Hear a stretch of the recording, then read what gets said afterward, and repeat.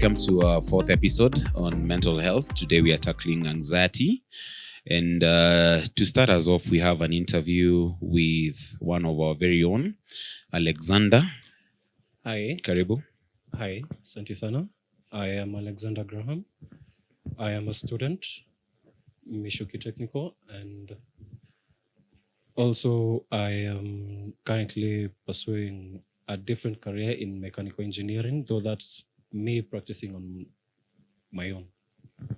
Okay. Earlier on, you showed interest in our mental health journey, and you stated that there's a story that you like to share on anxiety. Yes. What's the story? Okay, for mine, it began back in 2011. That is after I did my KCPA.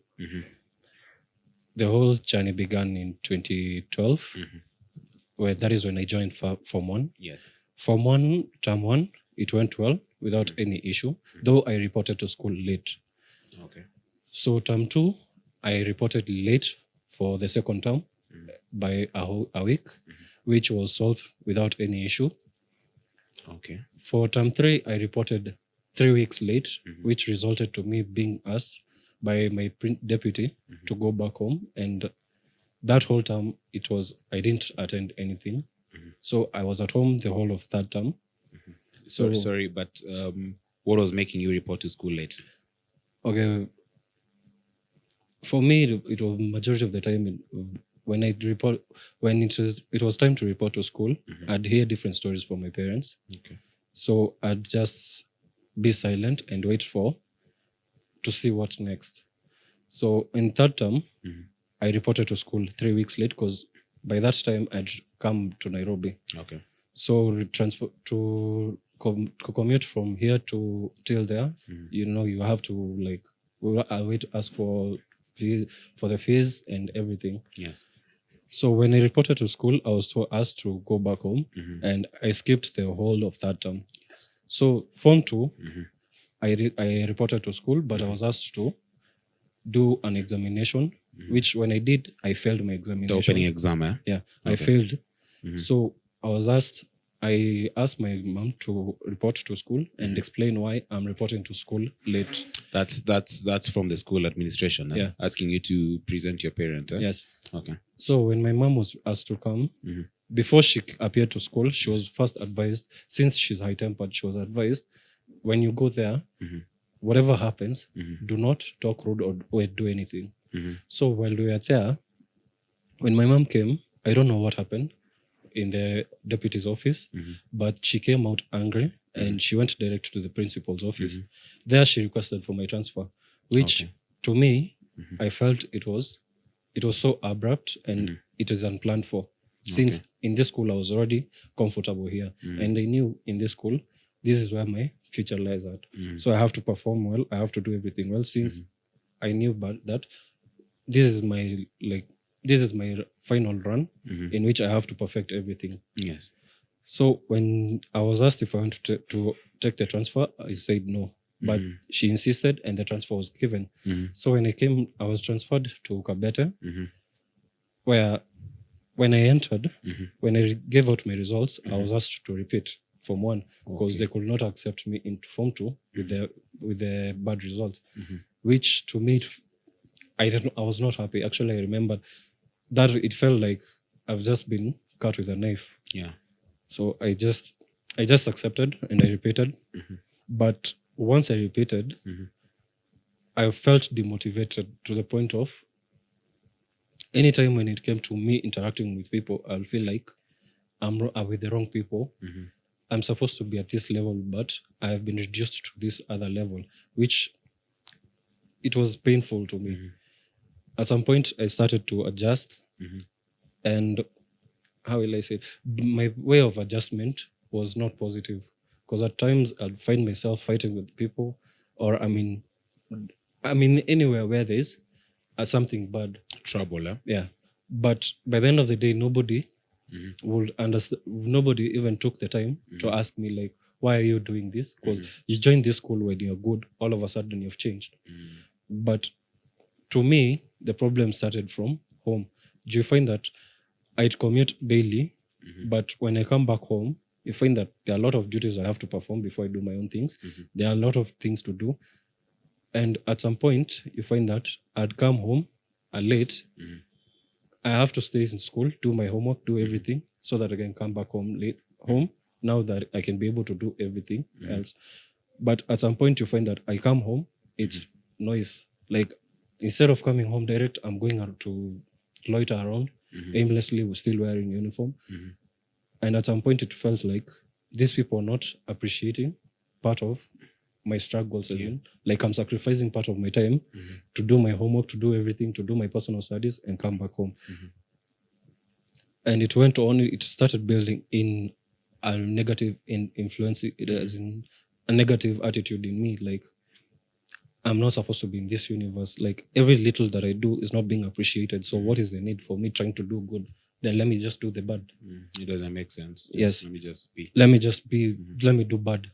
It reached a point where my deputy called for me to have a talk. And at that time, I was not bold enough to explain to him that the situation that I'm in. So I just lied. I just had to create a simple lie. And which, of course, he knew that was a lie I was giving. So when he requested for my parents, he didn't ask me. In that school, there was a friend of mine who knew my mother. So I don't know how they talked, but my mom came and they talked, and apparently I didn't know what she said, but it turned out to be that I am the one who's bad. I just let it slide. So a few months after joining that school and all that, it reached a point where I started forging signatures with a friend of mine, and you'd find that I'll forge a signature at a fee in order to get, so that the students could access the books from the office, and which, of course, it messed up somewhere, and we were found. So I told my friend, the one whom we were signing signatures with, you do this, I'm going to take your fall. So everything is going to be on me. Because at this point, I was like, I just want to be out of school. My life is already starting to waste. I have repeated, and I've been removed from a school which I was comfortable in. I've been brought to a day school where it's mixed with girls. So I'm like, I don't want to hear.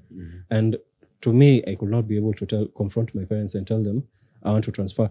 Because I remember after I repeated, there was a Sunday we were supposed to go with my mom to church, and I requested that instead of going to the same church as her, I'd like to go to Catholic, because I was brought up as a Catholic. So that evening, when my dad came, my mom, I don't know what she told. Majority of my times, I'm always in my bedroom to avoid any issue. So my mom, I don't know what she's told, but I was called out. And the minute I entered into the sitting room, like, my dad did not even ask anything. And when I take a look at, this is not my biological father, this is my stepdad. So I expected him, like, to first ask me, like, why did you say this? Yes. Why did you decide you're going to this Catholic? So all of a sudden, he rushed out at me with a belt buckle. And by the time he had finished beating me up, I went to my room, and I was wearing a green shirt. So when I removed the green shirt, I was surprised that the shirt in front, it's red, it's green, but the back, it's red. That is when I realized my back is full of scratches. Scars, huh? Scars. So I decided, I'm not going to tell anybody. Let me just keep silent on this. And I hid that shirt because I did not want anybody to see. From that point, it created a fear in me that I cannot approach my stepdad if I have any problem. All I could do was approach other people, and if I want something, an advice, I'd approach someone else. But in doing that, I still did not want anybody to know the pain that I'm going through in my own home. Because at some point, it would, if I dared, it would feel like, okay, my mom, to her, she will take it like I'm betraying her or I'm trying to expose her. But it reached a point I was like, let me just not tell anybody. Let me not approach anyone. Let me just keep silent. Because it will lead you into more trouble. It will lead me into more trouble. So I decided, let me just keep silent on this, and life goes on. So for Form 1, after repeating that incident, from there it started to dawn on me like life is just done for you. So you just do anything you can do. But it reached a point where I was like, I cannot do drugs. The only thing I can do is just be a bully. So to everybody, to school, I was being a bully. Okay. I was bullying anyone as long as I've seen you're a victim, I can bully you. So it reached a point where I got tired of bullying everybody. It wasn't working. It wasn't working because by the end of the day, my stress is just building up. Everything is just building up, and it's not working. So around Form 3, I transferred again, but this time I went to a boys' boarding school back in Naivasha, and here the school around the area, it was known not to be good because majority of the time the students are sneaking out. The management itself is not that good. So here I am. I've joined. The same week that I've joined, I had already sneaked out. Wow. To where? I had been told that there's going to be an event. Okay. So for me, it was like, I'm not going to wait for that event so that I can go out. By your fellow students. So I was like, I'm not going to wait for that event. Let me just go sneak out because in this area I'm alone. So here I can do whatever I want. So I sneaked out, went with my friends. We bought beer. Wow. For me, I was not comfortable with the beer, so I decided, let me just smoke weed. Okay. Where did you get the weed? They had connections. Okay. So for me, I started doing weed, though I don't know how, but it wasn't helping because you'd find I'd smoke, but within 30 minutes, it's out of my system. I'm back to being sober. Okay. Unless ilikuwa bonoko. So from there, I started now that bully life that I was in back in Kabete, I have brought it here. And here, it was worse because I was, how will I say it? Here, the friends that I am with are from the ghetto. Kibera, Kayole, Kangemi, and such. So we are all here together. And I'm like, I was brought up in Kayole, so let me just be with the rest of my friends. And it was every weekend we sneak out. Every weekend we sneak out. It reached a point where I didn't have to wait for them to sneak out. I just sneak out on my own. Wow. Then from there, my examination came. But before that, my mock examination, there was an incident where I'd sneaked into school with a phone. So the phone was actually for communications with the students who had finished earlier and some of my friends who are still at home. So the phone was found. One of the students set me up. Wow. And it brought a lot of issue because I remember immediately that phone was found, it marked enmity between me and the principal. So, but by the end of the day, nobody tried to figure out like, why am I being all this? I'm doing all these rude things at that time. But I just, as in you know that life where you don't want to tell anybody, but you're just doing something to try and get something out of you, but you're doing it in the wrong way instead of the right way.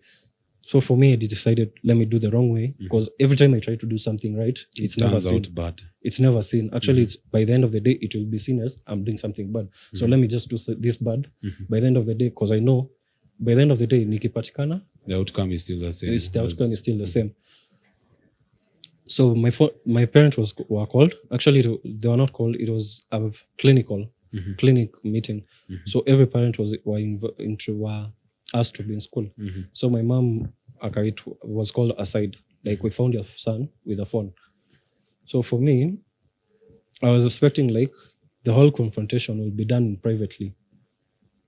But here I am, we just out of the office. Then my mom just shouts in front of everybody like, when is he doing anything? I was like, why would you just wait when we're in the principal's office? You confront me there. You came to confront me in front of everybody else. And their parents. Yes. So I just felt like deep anger, but with the fact that this is my parent, I cannot thrash out on her. So I just held it in. And that anger, instead of throwing out to everybody else, I directed it to the principal because this is the person who has brought this.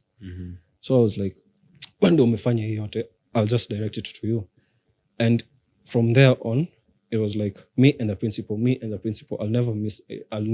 Every Monday, I would never be missed in any bad scenario.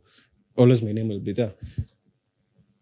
From then, I did my mock. Now my mock came. I did it and I passed. Surprisingly, I was not even. I was like, I have passed. I've gotten a B. Wow.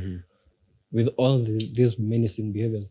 But I remember by the time I'm coming to my mock, I decided this is my fourth year. Let me relax. Let me just stop being bad. Let me be clean because I'm heading to my final examination and I don't want anything to happen. I don't want any cases. Let me just be clean so that I can be able to focus on my education. So when I did my mock, I passed. My KCSE, it came.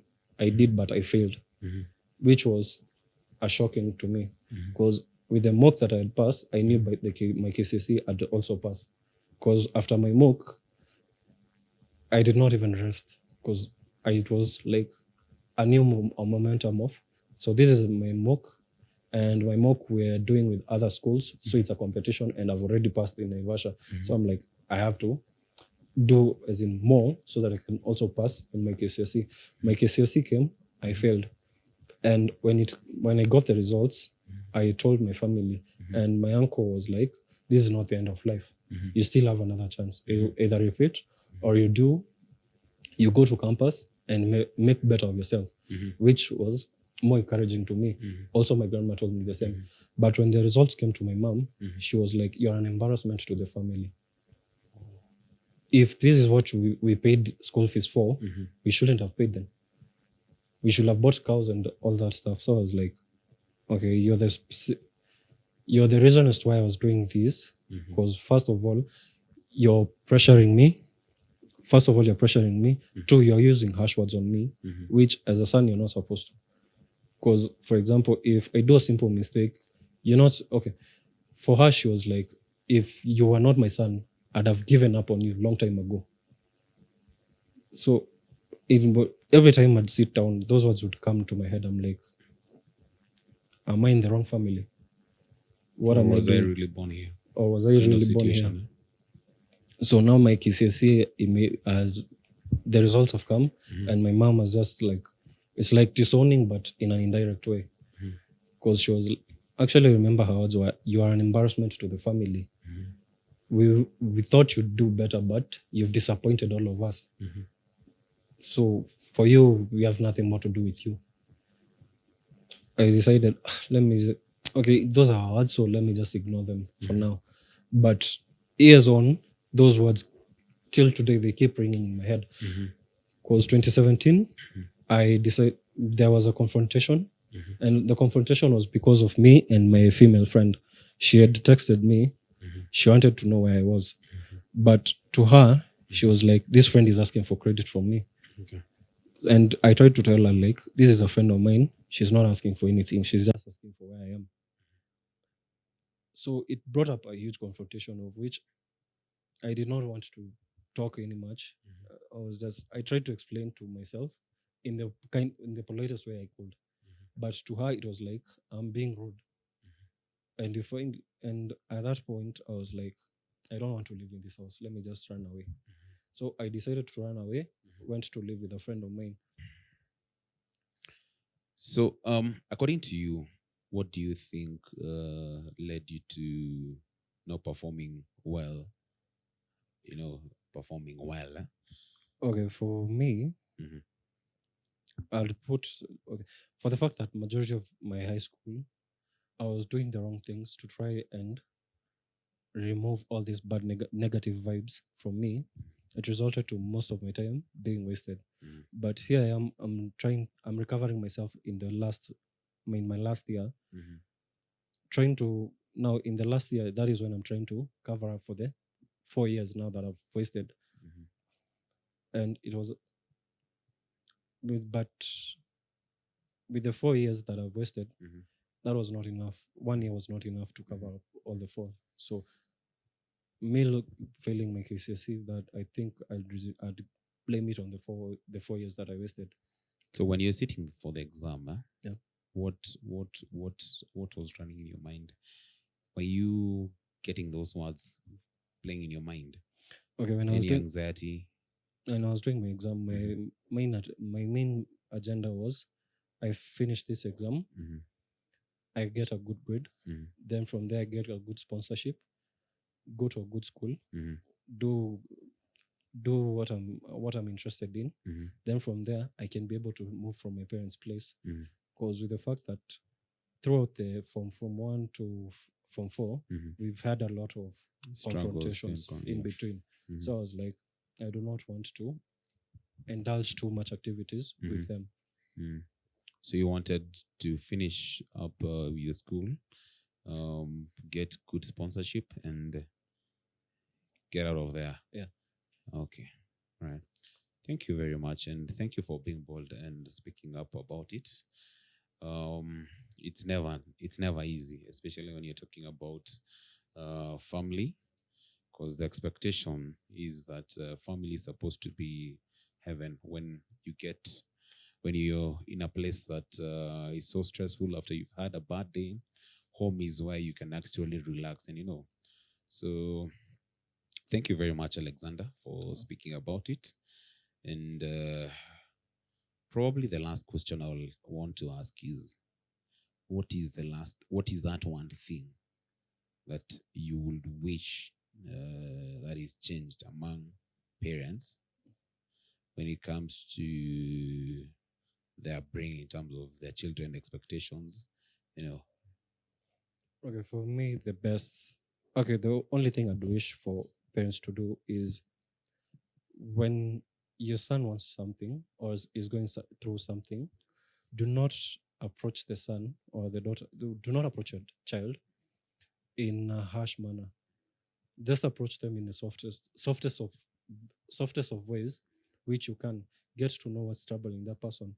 Because for example, me, at some point I was good, then all of a sudden I just turned from being good to bad. Such a turn is not normal. It's always as resulted to something that has happened in their lives. Like, for example, for me, with all the harsh words from my mom, and with the fact that my stepdad, instead of wanting to know my own side of the story, is always siding on my mom's side, it left me to feel like I'm alone. I'm in my own universe. So the only way I can live my life is doing bad, because everybody's seeing me as a bad person. So let me give them what they want. They want to see me bad, let me give them that bad.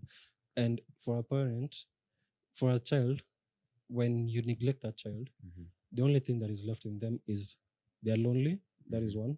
2, it creates this feeling of brutality in them. They want to do something so that they can be so that they can recognize that they are there. They are the authority. Yeah. Okay. And that's it. That's the end of our interview. And my remark is to parents: kindly take care and take time to observe your children, and just know that their mental health matters. Thank you. Stay tuned. Hi, welcome to yet another episode of Mental Health. Today we are tackling anxiety disorder, and we have an amazing panel. And I would like them to introduce themselves, starting from my far right. Hi guys, my name is Mark Kinyanjui. I am a student at Moi University pursuing a degree in information sciences, and I am also a sports journalist. Thank you. Great. Hi everyone, my name is Nancy Wanjiro Kafiro. I'm a psychologist. I'm the founder and lead psychologist at Hisia Psychology Consultants. Great, welcome. Karibuni sana. Mark, Yes. in your own definition, what is anxiety? Anxiety, I think, is a natural response to a frightening or a dangerous situation. Mhm. Frightening, I'll give an example. Maybe you're about to address a crowd, or you're about to act in front of a crowd of, like, let's say 500 people, or whatever number. That feeling you get where you feel like you'll do something that is not in accordance with the script, and then you'll find yourself getting embarrassed, and then maybe um, uh, you will anticipate the fact that people will start jeering you, laughing at you. I think that feeling that you get right before, in my opinion, is maybe a form of anxiety. So I think that's the best way I can explain it. Okay, that's Yes. great. Nancy, Yes. what is anxiety disorder? All right. So Mark has said what an anxiety is.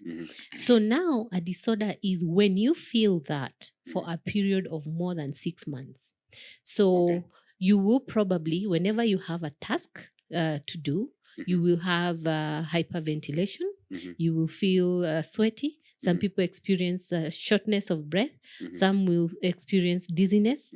And this is a constant thing that you experience. Then you have an anxiety disorder.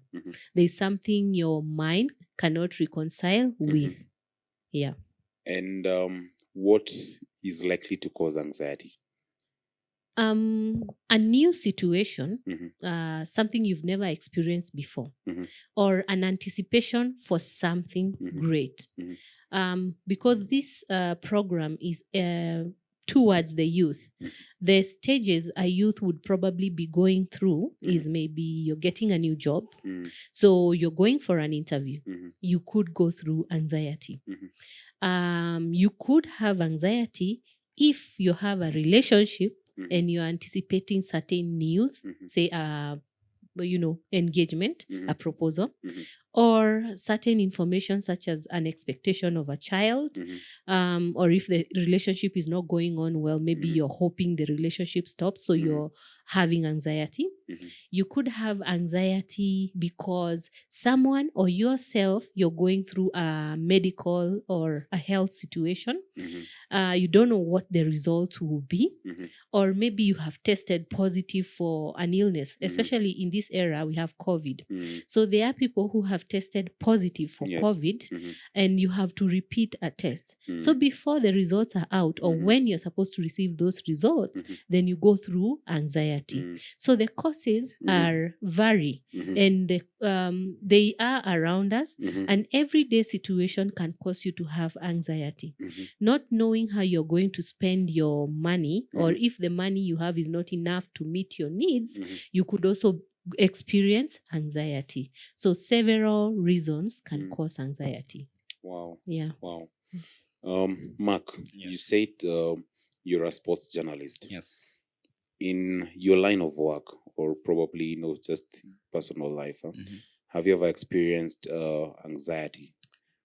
One thing I've not said is that other than being a sports journalist and a student, and I'm also an actor, and I do theater acting, and this is something I experience sometimes, especially if I've not acted in a while in front of a crowd, maybe like 2 years, and I'm trying to find my best game again. Of course, it's natural that before I perform, I'll be anxious because you are okay. You don't know how the crowd is going to react. Yes. Maybe you might perform terribly because they say you're your worst critic, and then you fear that you let people down and people will laugh at you when you leave stage. They'll say this guy had a terrible performance and stuff. But for me, and I think it's something that we'll talk about later. For me, it's as I go on doing whatever I do, I think I tend to grow into it. So the anxiety tends to start fading away.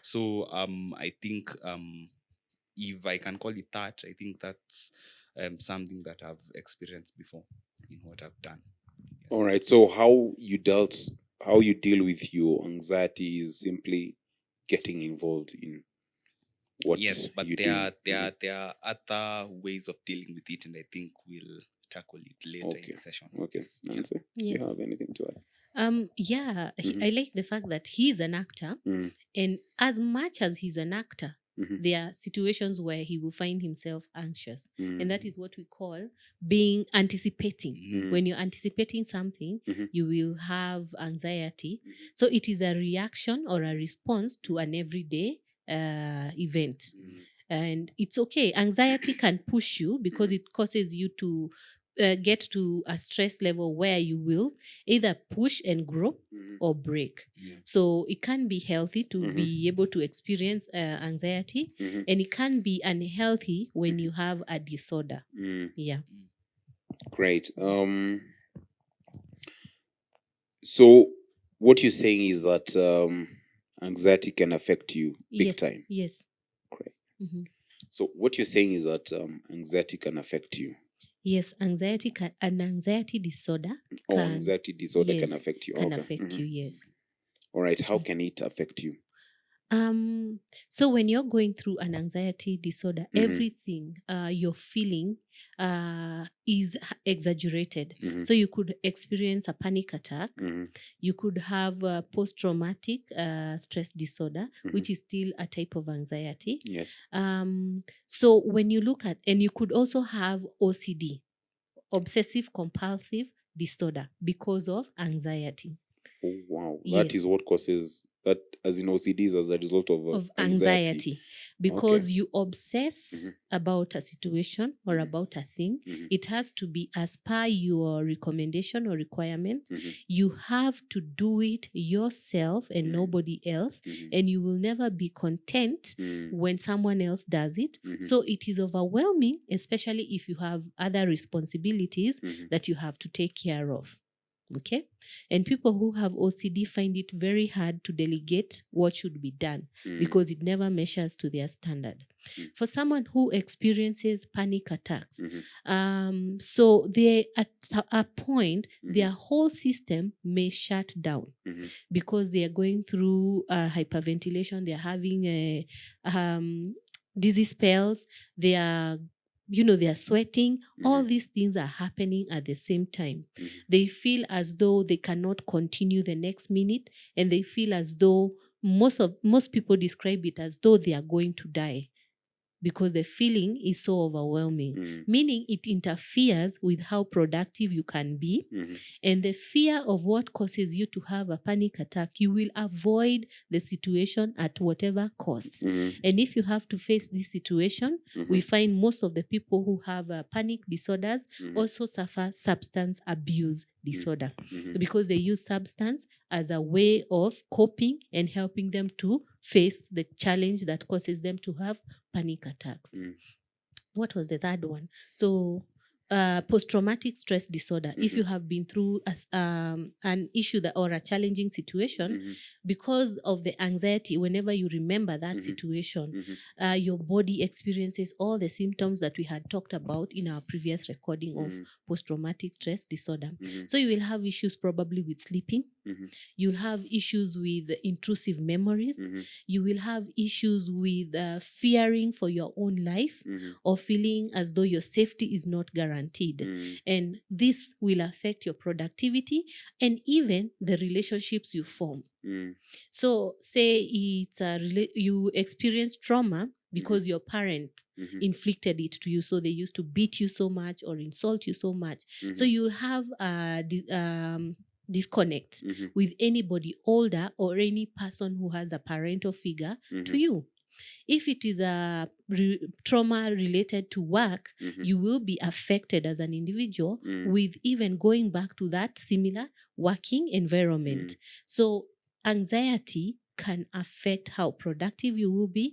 It will interfere with how you function on an everyday life, Mhm. and you require to seek medical treatment Mm. so that you can be able to balance the chemical imbalance in your body, body. or Mhm. whatever you're experiencing at that time. Mhm. Yeah.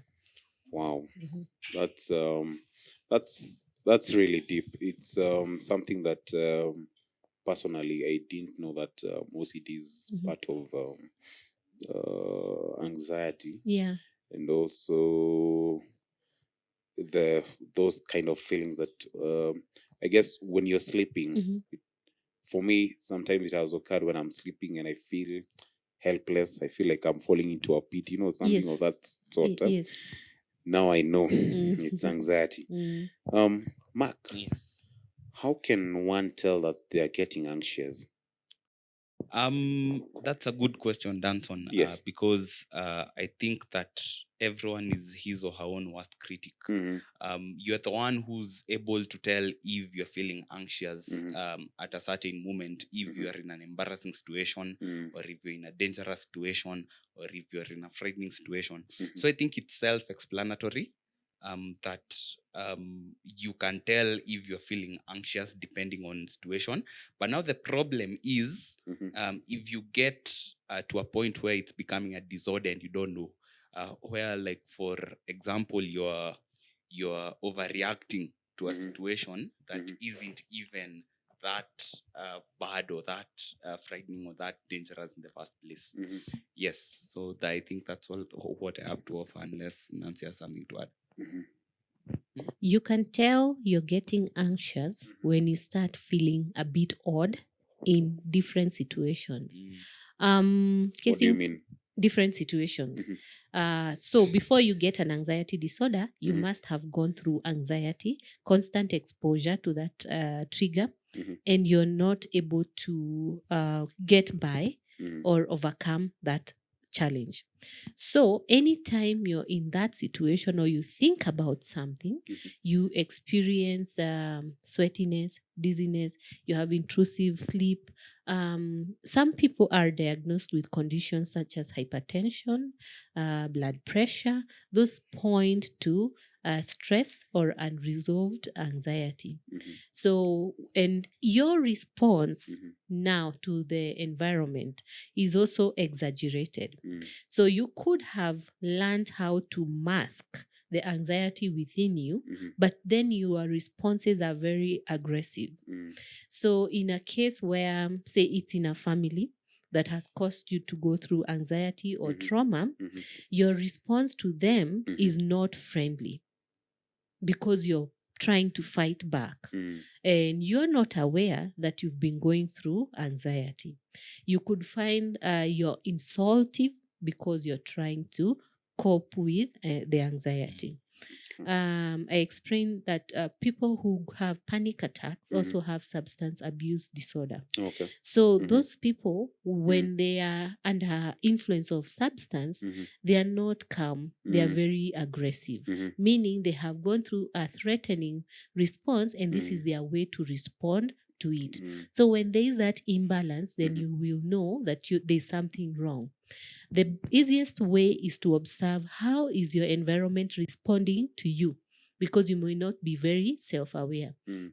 Are they shocked? Are Mhm. they avoiding you? Mhm. You can be able to tell when you realize that people are avoiding you Mhm. or they're in shock about how you're communicating. Mhm. Then there's something that you're going through. Mhm. If, say, you've gone for an interview, you know very well the question you are supposed to respond to, Mhm. but you give a totally irrelevant response, Mhm. it shows that you are also going through anxiety. Say, in a case of Mark, where he does theater, Mhm. he knows the lines he should, follow, Mhm. but he gets mixed to mix these lines. Mhm. It means he's going through anxiety. Mhm. As he said, you're your worst critic, meaning you're internalizing so much Mhm. and having very high expectations of yourself, Mhm. causing you to have anxiety. Anxiety. Yes.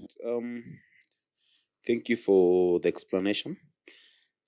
Are there health problems that will cause anxiety? Yes, I think there are. Mhm. And the most obvious example being the situation we all find ourselves in currently, this COVID situation. Mhm. I've come to notice that people are getting affected not because of the fact that they found out that they are positively they've tested positive for COVID, Mhm. but because of the reaction, as in how will you tell people, how will you face people and tell them that you have COVID, because there's a huge chance that they'll start stigmatizing you. Like if I told all of you here right now that I am positive for COVID, there's a very big chance you'll all stigmatize me. And if you stigmatize me, it means that I'm going to be anxious. And if I get anxious, I'm going to eventually suffer from anxiety disorder, and that is what will kill me eventually. Nancy mentioned hypertension. That is an epitome of a side effect of suffering from anxiety. I think that's all I can say, really. Yes. Nancy? Yes, to top that up, any type of chronic illness, say someone has been diagnosed with cancer, they will experience anxiety because it goes in different stages. And even if you take the necessary measures, it may grow at some point. At times, there are people whose limbs or body parts have to be cut to reduce the spread of cancer. And this will cause you anxiety because you're wondering, how will your life be after that? If you have been diagnosed, say, with HIV and AIDS, that is an illness you have to live with. So it will affect how you socialize and even whom you can say save a life. Say someone needed an organ like a kidney, you will not be able to donate because you have HIV. Say somebody required blood transfusion, you will not be able to donate because you have HIV. Current stigmatization going on about COVID and even the society view of an illness. Anxiety is generally because someone is afraid of how they are being perceived by other people around them. That is what causes anxiety. So a chronic illness, current situation of COVID-19, and also if you are in a toxic environment, say your home, relationship, work, that is also going to cause you to have anxiety and other illnesses. Yeah. So that's a really I think I have been accused of using this phrase deep. But honestly, that's something that is really deep. So thank you very much. We've come to the end of our discussion today. Probably closing remarks. Mark. And the one thing that I'll say is that before you find yourself in an unavoidable situation, i.e. a disorder, it's important you learn how to deal with your anxiety. And the best medicine that I've received when I've suffered from anxiety, actually two methods. One is that if you are a confident enough guy, depending on your personality, you can ignore what people are perceiving about you and just grow into what you're doing, because what you're doing is why you're there in the first place, not because of them. Entertaining them is just an added advantage. And two, you have to learn how to face your fears. For example, if you are anxious of, or if you're scared of like taking part in an activity like recreational, what do you say? How do you call it, Nancy? That sort of like situation where you like try to like face your, for example, your fear of heights by taking part in a recreational activity like that, sort of swinging and stuff. It's a wild swing. A wild swing, for instance. So you can take part in a wild swing to help curb your fear of heights. You can try talking to like your friends and family, if you are addressing them to like help you overcome your fear of crowds, your stage frights and all that. And also, if you find yourself in an unavoidable situation, do not take advice from your psychiatrist or your counselor for granted. Seek medical attention if you are in that situation that is unavoidable. The likes of Nancy and Grace are there to help and stuff. So I think that's all I can say. Great. Thank you, Mark. Nancy. If you have been diagnosed with an anxiety disorder or a chronic illness, or have tested positive or negative for COVID-19, feel free to reach out. We are here to help you at Hisia Psychology Consultants because different anxieties require different techniques. So reach out so that we can walk the journey together. Great. Thank you very much. Ladies and gentlemen, that is the end of our discussion today. I have been your host, Danson Degwa. See you next time.